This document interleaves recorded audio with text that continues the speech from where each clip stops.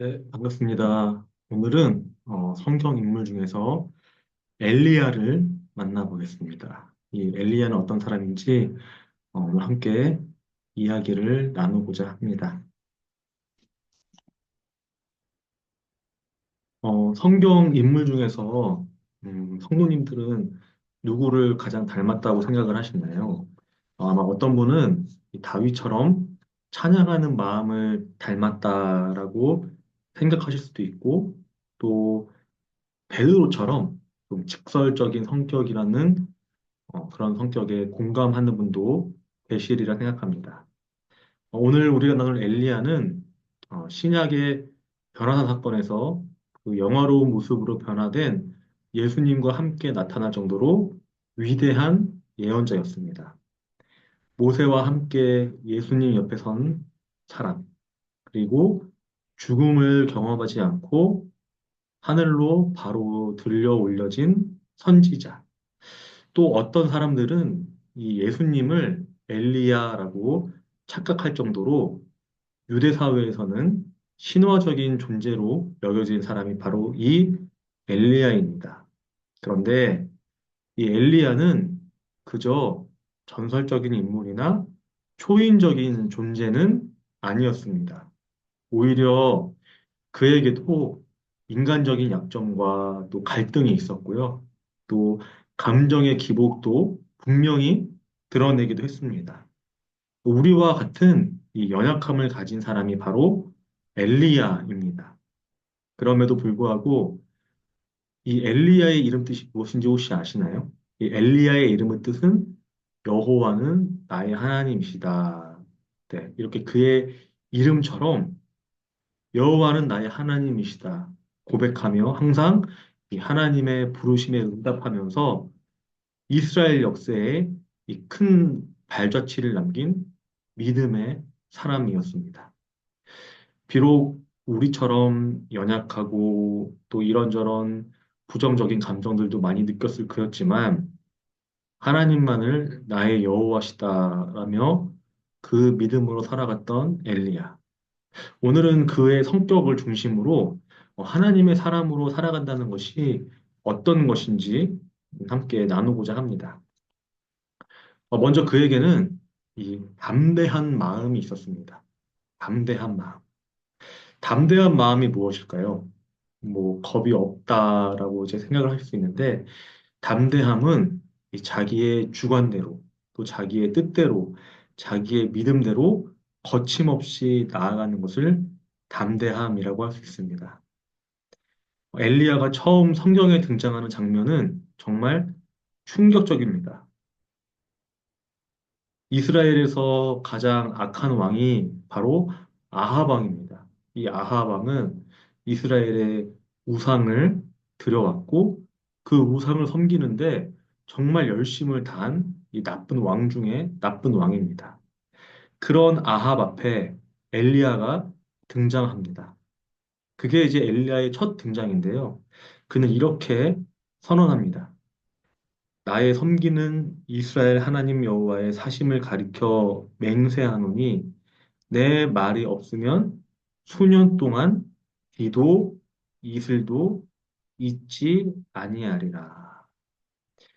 이 말은 아합 왕과 그의 아내인 이세벨 그리고 온 나라를 정면으로 반대하는 선포였습니다. 이 선포 후에 엘리야는 하나님이 지시하신 그릿 시냇가로 피신합니다. 그리고 거기에서 까마귀가 가져다 주는 떡과 고기를 먹으면서 또 자연의 공급을 받으면서 살아갑니다. 그리고 시냇물이 마르자 시돈 땅 사르밧의 한 과부의 집으로 옮겨갑니다. 이곳은 다름 아닌 이세벨의 고향이었습니다. 그래서 아합이 설마 그곳에 있겠어? 그런 마음 때문에 예상하지 못했기 때문에 그곳에서 오히려 엘리야는 이 하나님의 보호하심을 받게 됩니다. 엘리야 하면은 가장 먼저 떠오르는 것 중에 하나가 바로 이 갈멜산에서의 그 대결인데요. 그는 갈멜산에서 바알과 이세라 선지자 수백 명과 함께 싸웁니다. 수백 명을 대상으로 혼자 싸우는 것이죠. 이 영적 대결에서 그는 승리합니다. 제단에 불을 붓고도 한마디 기도로 하늘에서 불을 내려 하나님이 참되신 분임을 증명합니다. 그리고 바알 선지자들을 기소 시내가로 끌고 가서 모두 죽입니다. 그의 이 담대함, 어떻게 사람이 혼자 수백 명을 상대할 수 있을까요? 어떻게 사람이 한 나라의 왕에 맞서서 엄청난 그 선포를 할 수 있었을까요? 그것은 바로 그가 이 정의감에 불타 있었고 또 이 하나님을 위한 열정이 뜨거웠기 때문입니다. 그런 것들이 있었기 때문에 담대함으로 나아갈 수 있었던 것이죠. 두 번째로 이 엘리야에게는 열정이 있었습니다. 다름 아닌 하나님께 불타는 헌신이 있었던 것입니다. 이 갈멜산에서 엘리야는 승리를 합니다. 그런데 그 승리가 엘리야에게 있어서는 참 위험한 결과를 맞이하게 할 수도 있었습니다. 왜냐하면 이세벨이 그의 죽음을 그를 이제 죽이러 오는 것입니다. 내일 이맘때에 내 생명을 저 사람들 중 한 사람의 생명처럼 만들겠다. 이 위협에 엘리야는 도망칩니다. 좀 의외인 장면이기도 하죠.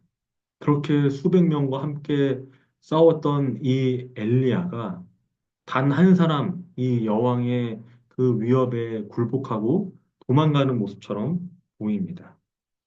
그는 광야로 도망가고 부엘세바로 도망갔습니다. 그리고 한 나무 아래에서 그는 말합니다. 여호와여, 넉넉하오니 내 생명을 거두소서. 나는 내 조상들보다 낫지 못하니이다. 여기에서 이 엘리야의 성격을 볼 수 있습니다. 엘리야는 이 극단적인 감정의 기복을 경험합니다. 이 때로는 모든 것을 다 이길 수 있었을 것 같았고, 심지어 이겼습니다. 그런데 한순간에 그 모든 것을, 심지어 생명까지 포기할 만큼 마음이 무너집니다. 마치 조울증과 비슷한 그런 모습이죠. 그런 가운데에서도 그는 고백합니다. 나는 여호와를 위하여 열심히 특심하였습니다. 이 말 속에 비록 그가 이 감정의 기복이 심하고 또 넘어질 수 있을 만큼 마음이 사실은 약한 사람이었음에도 불구하고 그에게 있어서 이 하나님을 향한 이 불타는 마음, 그 열정이 있었음을 우리는 보게 됩니다. 또 그에게는 절제와 도덕성, 즉 양심이 있었습니다. 이 사르밧 과부의 집에 머무르던 엘리야는 이 당시의 미혼이었고 이 사르밧 여인 역시 이 젊은 과부였습니다. 그 집에 함께 거주하면서 섬김을 받는 동안에 엘리야는 얼마나 자신을 절제했을까요? 하나님의 사람으로서 이 경계를 지킵니다. 우리가 성경을 읽으면서 만나는 성경 인물들에 대해서 이 사람들은 위대하니까, 이 사람들은 뭔가 나와 다르니까 뭐 이런저런 유혹도 잘 견뎌냈을 거야. 이런저런 유혹에도 하나님이 분명히 지켜주셨을 거야. 라는 생각을 합니다. 모두 맞는 말이지만 그것을 넘어서 그 사람이 얼마나 그러한 유혹과 또 여러 가지 시험 가운데에서 자신을 잘 지켰는지 우리는 잊곤 합니다. 이 엘리야 역시 마찬가지입니다. 얼마나 큰 유혹이 있었을까요? 하지만 그는 그 모든 것들을 이겨냅니다. 하나님의 사람으로서 이 경계를 지키는 것입니다. 그는 하나님 앞에 사는 호람대오의 그 의식을 가지고 살아갑니다. 젊은 과부의 반응을 보면 그녀가 엘리야를 인격적으로 호감 있게 느꼈을 가능성도 배제할 수가 없습니다. 하지만 엘리야는 이 도덕성과 신앙의 선을 넘지 않았습니다. 그의 내면에 잘 발달된 이 절제력과 또 경건함이 있음을 우리는 볼 수 있습니다. 그에게는 또 연약함이 있습니다. 인간적인 좌절이 있었고 또 그 좌절을 넘어서 이 회복의 여정 또한 있게 됨을 보게 됩니다. 엘리야는 아합의 정보 요원들에게 쫓기면서 깊은 외로움과 두려움 속에 살아갑니다. 그는 대인기피 증세를 그리고 피해의식을 가질 정도로 지쳐 있었고 깊은 동굴 속에서 운둔하면서 하나님 앞에 탄식합니다. 오직 나만 있습니다. 그러나 하나님은 그의 시선을 교정하십니다. 바알에게 무릎 꿇지 않은 7천 명이 있다. 그는 혼자가 아니었던 것이죠. 이 장면은 하나님께서 우리의 왜곡된 시각을 교정시키시고 또 절망 중에서도 위로하시는 분이라는 것을 보여줍니다. 우리 또한 엘리야처럼 연약한 그 마음과 또 상황에 놓이기도 하고 그런 상황에 지금 현재 처해 있습니다. 그런데 하나님은 그것들을 다른 시선으로 또 다른 목적이 있음을 알게 하십니다.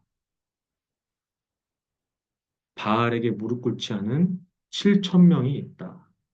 이 나만 남은 것 같은 이 좌절과 또 이 어려움 가운데 하나님이 말씀하신 것처럼 하나님은 우리의 힘든 모습과 또 이 좌절의 상황 가운데 다른 모습으로 또 다른 방향으로 볼 수 있는 그런 새로운 눈을 우리에게 허락하신다는 것입니다.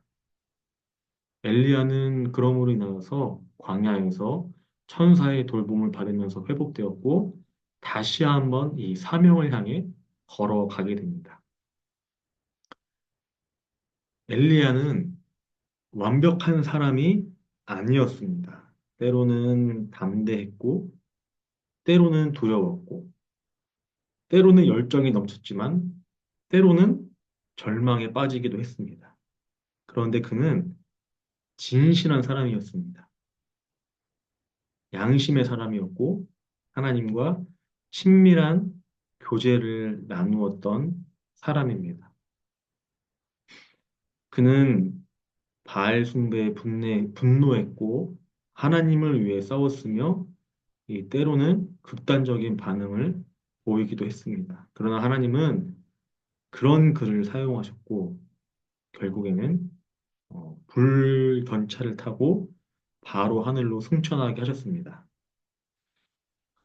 오늘 우리가 이 엘리야를 통해 배우는 것은 단순히 그가 담대했다라는 것을 배우는 것이 아닙니다.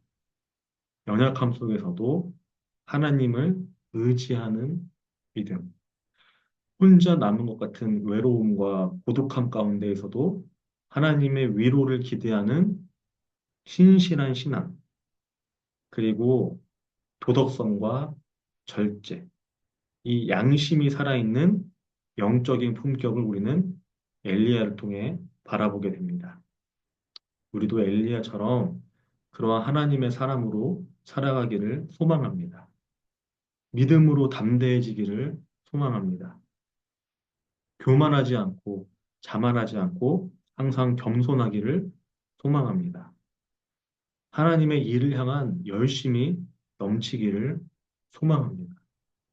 그리고 그 가운데에서도 절제하는 그 마음이 있기를 소망합니다. 또한 무엇보다 이 세상의 소리에 귀를 기울이고 반응하기보다는 하나님의 음성을 듣기를 사모하고 또 하나님의 음성을 듣고 또 그 음성에 따라서 살아가기를 애쓰고 힘쓰는 우리 모두가 되기를 소망합니다. 함께 기도하겠습니다. 하나님, 오늘 이 엘리야의 모습을 통해 우리의 모습을 돌아보길 원합니다. 우리도 엘리야처럼 담대하기를 원합니다. 하나님만 바라보고 또 하나님의 뜻을 따라서 믿음을 따라서 이 세상에 정의를 외칠 수 있도록 하여 주시고 그러므로 인하여서 하나님이 우리에게 주시는 평안을 누릴 수 있도록 하여 주시옵소서. 세상의 여러 가지 모습들 가운데 정말 힘이 들고 또 좌절하고 또 낙심할 때가 있습니다. 이러한 우리의 연약함을 꾸짖지 말아주시고 오히려 이 연약함을 긍휼히 여겨주시고 이러한 긍휼함을 통하여서 하나님의 사랑을 느낄 수 있도록 하여 주시옵소서. 우리가 우리 뜻대로 또 우리의 마음대로 살아가려 할 때마다 우리를 가르치시고 또 우리를 인도하셔서 항상 겸손하게 하여 주시고 또 이 땅 가운데 여러 가지 소리와 또 여러 가지 또 의견 가운데 흔들리며 또 길을 잃고 방황하기보다는 혼탁하고 어지러운 이 세상 가운데 단 하나 하나님의 음성에 귀를 기울이고 또 그 음성에 맞추어서 또 그 음성을 향하여서 또 전진하며 나아갈 수 있는 우리 모두가 될 수 있도록 하여 주시옵소서. 우리의 마음이 더욱더 이 성경에서 나오는 우리의 믿음의 그 조상들의 모습들을 담기를 원합니다. 매일매일의 삶 가운데에서 우리의 것을 내려놓고 지우고 또 그 내려놓고 지운 자리를 또 하나님의 것으로 또 주님의 것으로 채워가는 모두가 될 수 있도록 하여 주시옵소서. 감사드리며 예수님의 이름으로 기도합니다. 아멘. 네, 고생하셨습니다. 오늘은 엘리야의 그 모습을 바라보았습니다. 다음 시간에 다시 뵙겠습니다.